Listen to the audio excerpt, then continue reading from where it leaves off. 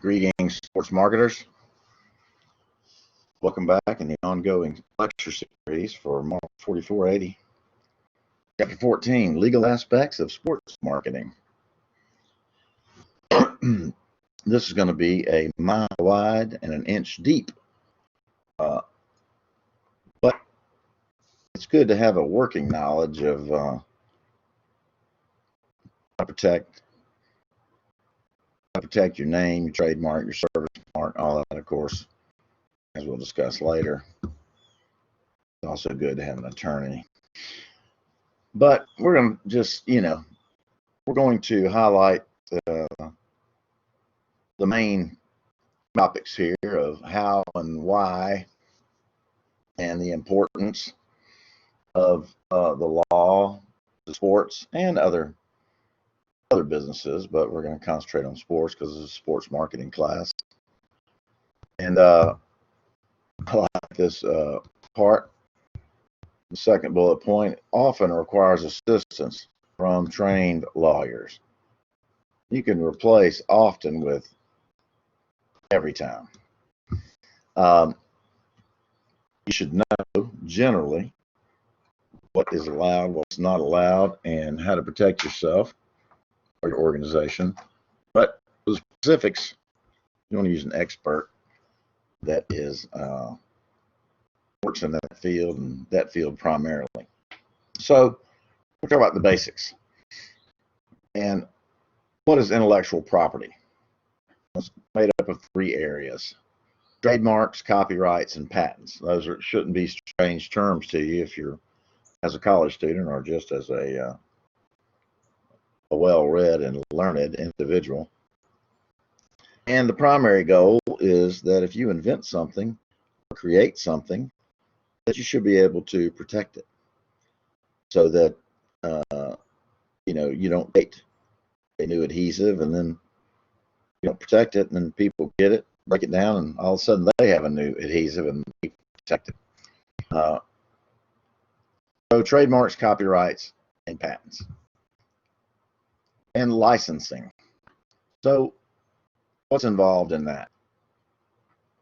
Again, the red bullet is the most important point to remember, that property rights are granted to protect the product of one's intellect.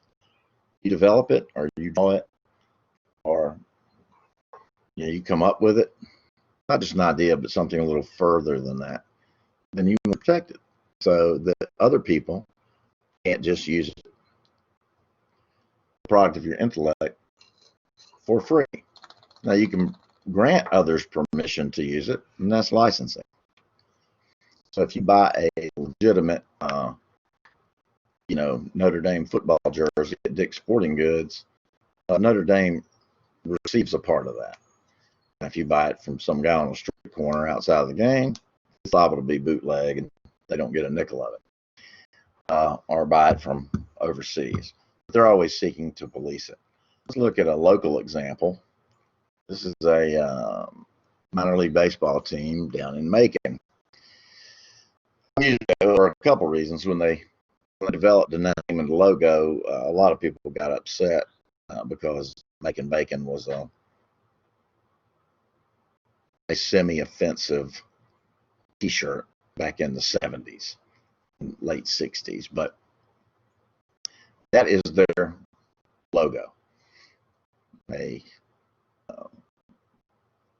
humanized piece of bacon swinging a baseball bat with a cast iron skillet for a helmet, and wearing cleats. So you can see it's a baseball player.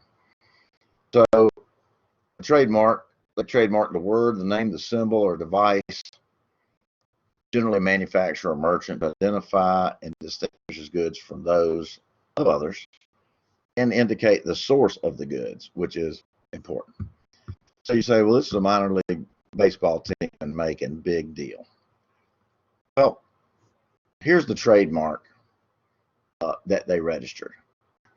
You can see that they registered the words right there. You can see when they did it. You can see the drawing they did, the design, the attorney to reference if you have if you decide you want to use that or you want to ask a question of it, the attorney of record. And they indicate the color is not claimed as a fee mark. Okay, so they describe it though: an animated piece of stylized bacon to the right with arms and feet swinging a baseball bat, blah blah blah. Goods and services: clothing, t-shirts, sports jerseys, polo shirts. They go down to entertainment services, organizing, conducting, staging baseball events in the nature of baseball games and baseball exhibition games, and it goes on and on, including audio clips, video clips, musical clips. Okay, you can see the detail. So we'll come back to this in a minute, but you can't just have an idea for, you know, feeding mayonnaise to tuna fish and when they die, they make salad or something, and you go, you know, they stole my idea. It has to be a little more in depth. You have to flesh it out. So you can see this is the trademark for the Macon baseball team. These are the allowable logos that you can use at the University of Georgia if you want to have a, say you're going to start a club sports team, a club, you know, for UGA of rugby or Australian rules football or something like that. These are the approved marks, the fonts, the typography, the colors that you can use. Right? They even give you the approved verbiage: University of Georgia, Georgia Bulldogs, Dogs, UGA. So if you're going to get approval to start a club sports team, which means not one officially sanctioned by the university, but can be representing the university at, you know, events around with other club sports teams. And every college or organization or sports team has these approved logos and typography, no matter how big or small. There's a group, because they're always trademarks. So why do you do it?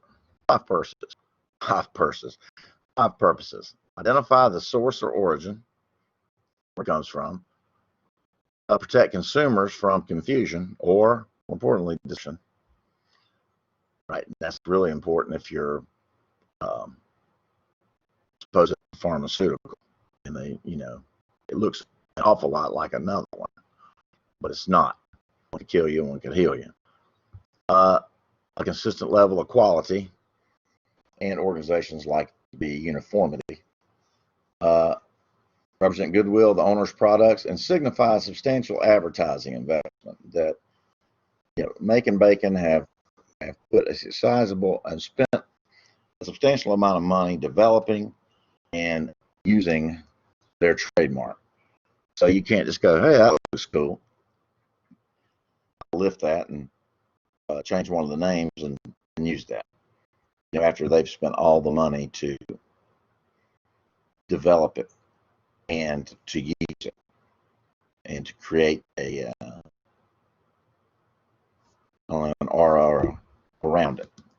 So trademark protections are the Federal Trademark Act of '96, and protected by the Lanham Act is the way you hear it mostly referenced, that it has Lanham Act protection. If you ever read a news story and somebody's suing someone over trademark copyright protection, they'll sue under the Lanham Act.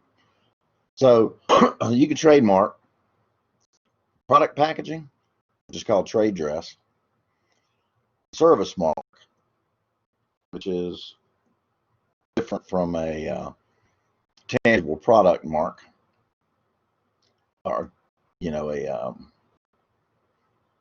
Target is a tangible product mark, and then they may have Target service, some sort of service with Target that they would also protect as a service mark. And then a collective mark. In sports players associations, and leagues. So what we're about to talk about are all real examples. So let's talk about trade dress. Everybody's familiar with the 5-hour energy drink or shots. It's not the only one available now, but it was the first one on the market. And you can see a copy that's very similar in packaging, right? And they went from 5 to 6. This is a person running up a mountain, backpacker. Yellow font, they use the same color. Obviously, they are knocking that off in the hopes that people just grab it. And, so 5-hour energy people spent all that money and research and development coming up with the shot and getting it in the channels and distributing, advertising, and then people, come in and try to knock it off, which they were told to knock it off. Here's an example of the bottom of a tennis shoe, or as some people say, a sneaker. Now, I bet that many, if not most of you, recognize that shoe just from the tread design shot, that drawing of the bottom of the shoe. I happen to be wearing a pair of Chuck Taylors right now, Converse, and that is I took this picture off of their trademark registration. They even have the tread design protected. But you can't use that tread design legally because that's theirs. And most people recognize that as a Converse, several Converse shoes, but I think the All-Star is the main shoe they use that on. So you can see it's very, trade dress or how you package the product is an important part of protecting it. So what's a service mark? Well, it might be similar to the, it is similar to the trademark, but, like, for example, Walmart just started a Walmart Plus service to try and compete with Amazon. But they didn't come up with a completely new logo for Walmart because they have a lot of money invested in that font, those letters, that sunburst. So they had a plus back of it, and I'm sure they protected that with a service mark protection.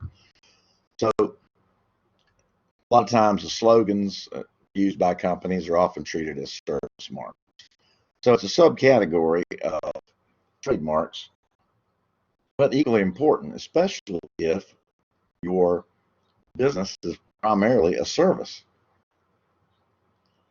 are categorized as an intangible item, which sports fall into that category. Then we have collective marks. The NFL Shield, they rigorously protect the shield. In fact, you hear them, the NFL referring to, when something happens that's not good for the shield, or bad for the shield, or protect the shield, they always say, because that's worth a lot of money, and they've spent a lot of money building that. If you go back to the first Super Bowl, that didn't even have a television contract, and now what it's become. And then on the other side, the NFL Players Association, they have their own group with their own mark and their own trademarks on that. So those are called collective marks. Now, registering a trademark, what does that allow you to do? Sue in federal court and to get trademark registration in other countries, which is very important. Once saw a story about Callaway golf clubs, and the guy from Callaway said that they develop a new golf club and put it on the market. I think within a week, companies in China have knocked it off, and they're selling Callaways with the same, they look very similar to their new clubs. So before you put it on the market, you register it so that there's public notice that you've registered it and you intend to protect it. So designed to prevent the importation of infringing foreign goods or bootleg goods, and letting people know, public notice, that we have trademarked and registered this, we intend to protect it, and you shouldn't try to use it without permission, if we'll even give it. So let's talk about some different types of trademarks. We have fanciful, which are distinctive. So if we look at that first group, I'm sure everybody recognizes McDonald's, Nike, and Apple. You notice the little R beside all of them, meaning they are registered trademarks. And they're distinctive. Then we have arbitrary.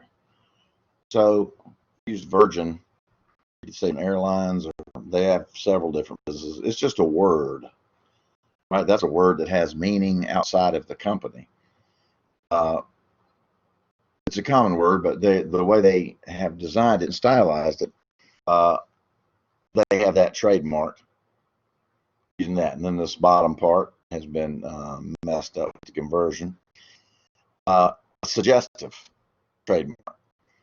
And I have Chick-fil-A as an example, which you also notice is registered, right? It says something about the product. What? That's a chicken right there. They're in the chicken business. And boneless chicken. And then they have trademarked, of course, all the, even down to this, the A that's, stylized like that. So a trademark can be suggestive, connote something about the product. We have descriptive, commonly used word or phrase that is difficult but not impossible to protect. Pizza Hut. That's just two words. Pizza Hut. Now, they have registered that trademark a long time ago, and they do seek to protect it. And they're successful in doing that because you don't see a lot of Pizza Hut type things using that same logo. Well, there's a Pizza Shack, but that's a chain, but it's completely different. So that's a descriptive trademark. And then we have a generic trademark. You never, if you open a company and call it the beer company, it can be tough to trademark that because those are just generic words that describe a beer company. We'll talk about genericness in just a minute. So I lifted this off of Twitter. Easy to trademark, difficult to trademark. Right? Oat Nut brand cereal. That's descriptive. You might want to come up with a name for that. Oaty Nuts or something. Nutty brand. That's just cereal. I just now noticed that. So that's stupid. So we have fanciful, arbitrary, suggestive, descriptive, and as examples of those that we just talked about. So these are harder to trademark on the right-hand side, easier to trademark on the left-hand side. They're more specific. So a lot of things have become generic terms. People say Velcro, whether they're buying Velcro brand or not. If you're not buying Velcro brand, then it's typically going to be the Home Depot fabric hoop and loop fastener. Popsicles. People say popsicles. Well, let me have a popsicle, when it very well could be a Kroger frozen treat on a stick. A jacuzzi, whirlpool, bathtub. You can see how things have become generic. Kleenex is another one. Hey, hand me a Kleenex. But nobody says, hey, hand me a facial tissue. So it's, it's the reason that there's a lot of gray areas in it, but, and even if you really strive to protect your trademark, If it looks an awful lot like Velcro and you know how Velcro works, you may just pick it up off the shelf. Though it's not Velcro brand. Fabric, hoop, and loop fasten. Victims of genericide. Aspirin. It's a registered trademark, but most people, you know, they don't say, well, go to the store and get me a, bottle of acetylsalicylic acid. I say, get us some aspirin. Laundromat. Westinghouse trademarked that, but it got generic. It became a generic term. A Murphy bed. I once had a studio apartment that had a Murphy bed. It pulls out of the wall. Now, if you go to shop for an apartment, they go, yeah, it has a Murphy bed. It may not be a Murphy bed. It may just be a bed that pulls out of the wall. But it was deemed generic in 1989. A zipper. B.F. Goodrich trademarked that, but it was deemed generic sometime in the 1920s. Let's talk about secondary meanings. So, if a court decides that a logo or mark get protections because they've acquired secondary meaning, in other words, in a consumer's mind, as a mental recognition, they're associating that with a brand or something connected with the symbol or device, emanate from or associated with the same source. As an example, here's a t-shirt that was sold during the Sugar Bowl in New Orleans. They don't say Sugar Bowl, and it doesn't say LSU, but it was found by the courts that these knockoff shirts were not legal because they used the color scheme that LSU does, and they're making money off of a registered trademark color scheme, and they're also trying to make money off the Sugar Bowl, which is also registered and trademark. So, not legal. So it had to stop. Of course, there's so much of this going on. Is it worth it to try to police everybody? That's almost impossible. But the threat has to exist, or people would just use and misuse, the LSU logos, everything. They would make any money off of it, and they would lose control over the font and the lettering and what they want it to say, and it might say something they don't want it to say. So that's part one of this chapter. When we come back, it'll be trademark infringement.